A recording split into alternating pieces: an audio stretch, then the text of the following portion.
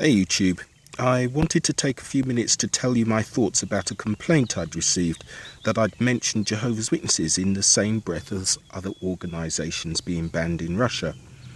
He inferred that Jehovah's Witnesses and others should be judged by differing standards, and that Jehovah's Witnesses should have succeeded in their legal appeal, whilst the other groups banned were indeed extreme.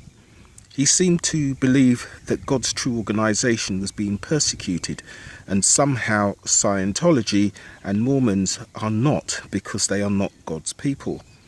The bias here is overwhelming, but he's clearly blind to it.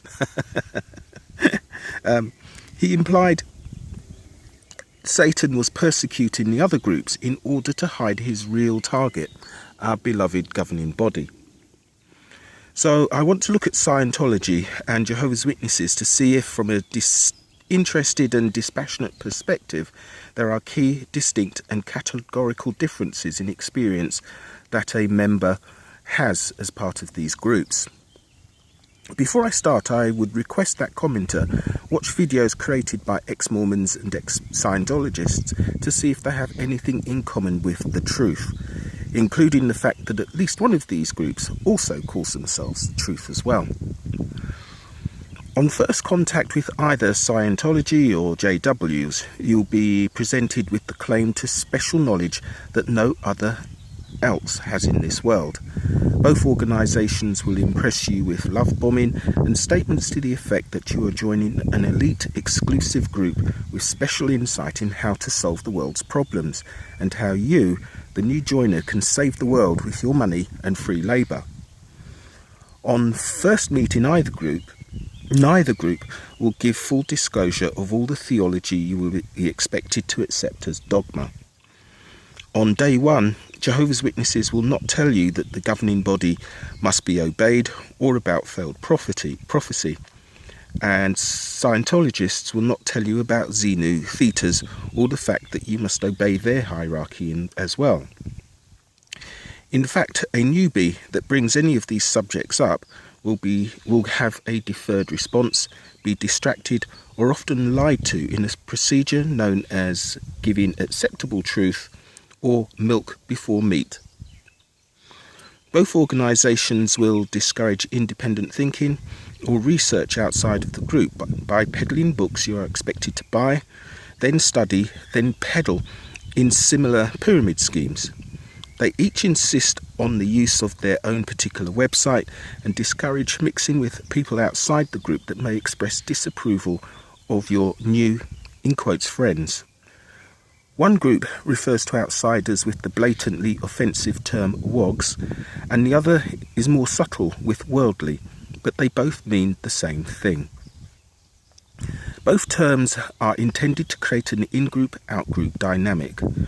One goes further by claiming to be no part of this wicked system of things by building up a huge worldwide property portfolio, investing in international corporate equity, some of which is of dubious ethics, and of course by taking advantage of any technology available in the world they claim not to be part of. Eventually, our imaginary joiner will find both groups will make it a condition of membership that they refuse selected forms of modern medicine.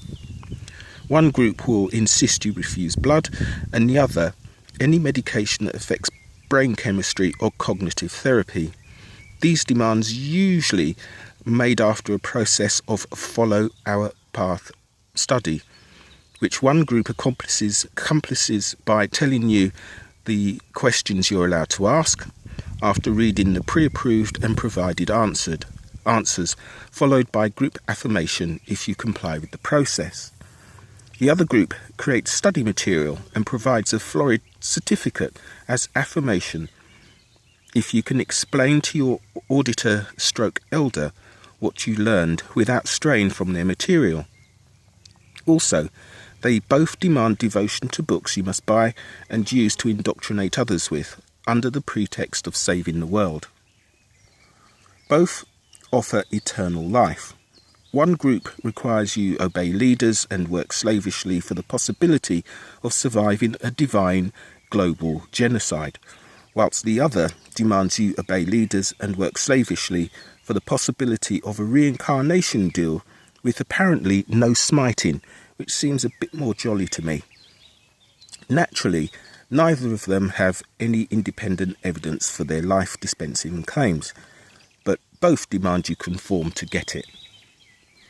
The two have a culture of confession, members watching members and reporting to a hierarchy, usually resulting in several monitoring and management meetings called judicials in one and audits and ethics in the other, with individuals considered spiritually weak or bad association or potential trouble sources, PTS, when subject to these trials or courts.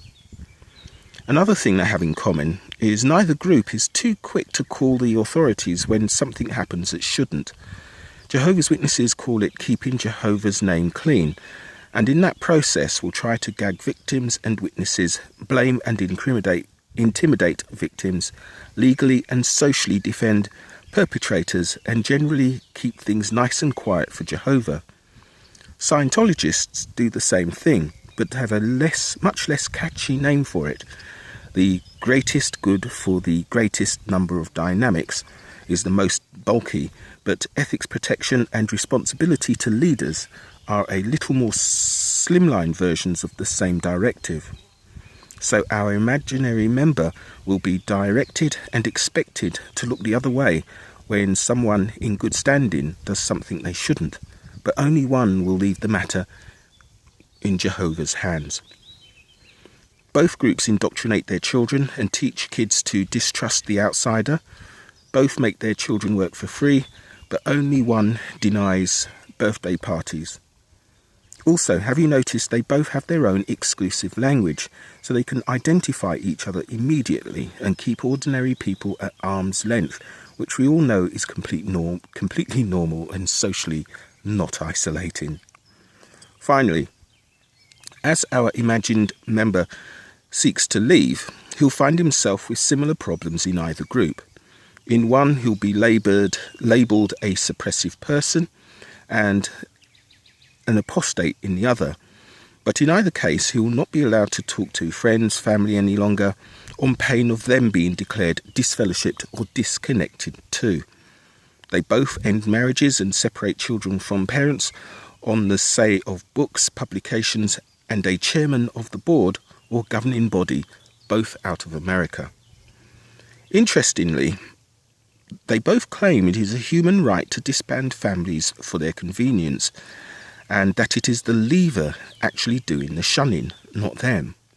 However, only one of them felt so strongly in their religious freedom to break up families that in 1986 they tried to defend their stance in the California Appellate Court, 2nd District, 7th Division, Woolasham versus Church of Scientology. Scientology lost, by the way. This is something I'm sure the Russian authorities observed with interest. Even America curtails the rights of strange, in quotes, religions. So, to me it's pretty hard to tell the difference between these two groups of mutually exclusive, extraordinary claims.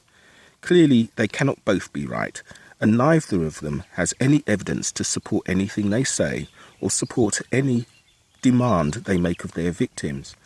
But we can see they both harm people in ways that can be distressing. So to the commenter that caused this video, I would say it's appropriate to place Jehovah's Witnesses and Scientologists in the same bracket and add that the Russian authorities would struggle to separate the two, especially when breaking up families in the name of religious freedom has already been denied in a courtroom in the land of free-range religion.